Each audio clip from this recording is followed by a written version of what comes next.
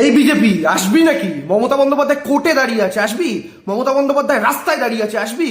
মমতা বন্দ্যোপাধ্যায় রাজপথে, মমতা বন্দ্যোপাধ্যায় আদালতে, মমতা বন্দ্যোপাধ্যায় সর্বত্র তোদের বিরুদ্ধে ওয়ান অ্যান্ড ওয়ান ফাইট করার জন্য ভারতবর্ষের মধ্যে একমাত্র অগ্নিকন্যা।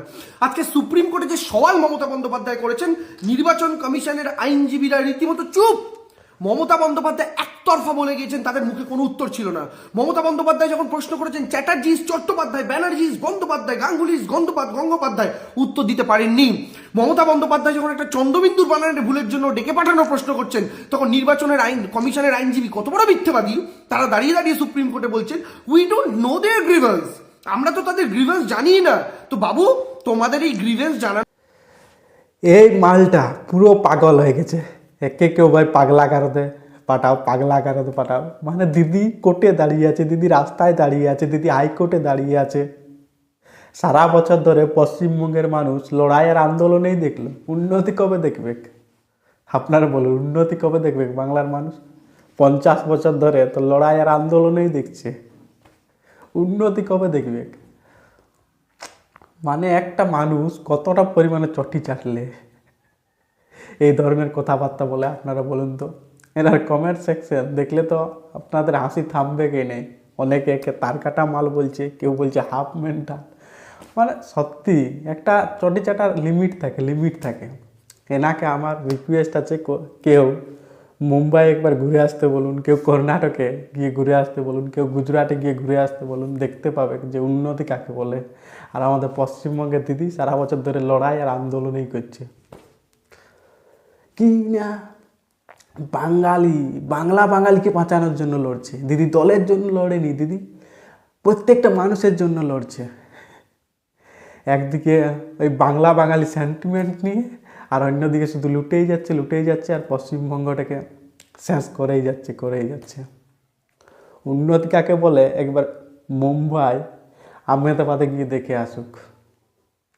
ভাতা দিয়ে দিয়ে পুরো পশ্চিমবঙ্গটাকে শেষ করে দিলেও উন্নতির কোনো তো ঠিকা নাই। তামিলনাড়ুতে বিজেপি সরকার নেই, কর্ণাটকে বিজেপি সরকার নেই, অন্ধ্রপ্রদেশে বিজেপি সরকার নেই, কিন্তু তাও যে পরিমাণে সেখানে উন্নতি হচ্ছে না, পশ্চিমবঙ্গে তার 1%ও নেই। বারবার আমাকে একটা কথা বলতে হচ্ছে, এই ভাতাংশকে নিয়ে আমার ভিডিও বানার কোনো ইচ্ছা ছিল না, কিন্তু এনার কথাবার্তা মানে দেখলে যে কারুরও মাথা গরম হয়ে যাবে, যে কারুরও। মানে এতটা কেউ চটি চাটতে পারে? আপনারা বলুন তো, এতটা কেউ চটি চাটতে পারে? ভারতবর্ষের টপ 10টা নগুরা শহরের যদি আপনারা কথা বলেন না, সেই টপ 10টা নগুরা শহর আমাদের পশ্চিমবঙ্গেই আছে। জাস্ট আপনারা ভাবুন, টপ 10টা নগুরা শহর, মানে কি পরিমাণে পশ্চিমবঙ্গকে বিনাশ করা আছে। এই ভাতাংশকে বলছি, দিদিকে গিয়ে একবার বলুন না ওই নোংরা শহরগুলোকে স্মার্ট শহরে পরিণত করতে, একটা স্বচ্ছ পরিষ্কার শহরে পরিণত করতে পারবে না। সেগুলো নিয়ে কবু দিদি লড়াইও করবে না। দিদি রাস্তায় দাঁড়িয়ে আছে, দিদি আদালতে দাঁড়িয়ে আছে, দিদি রাজপথে দাঁড়িয়ে আছে।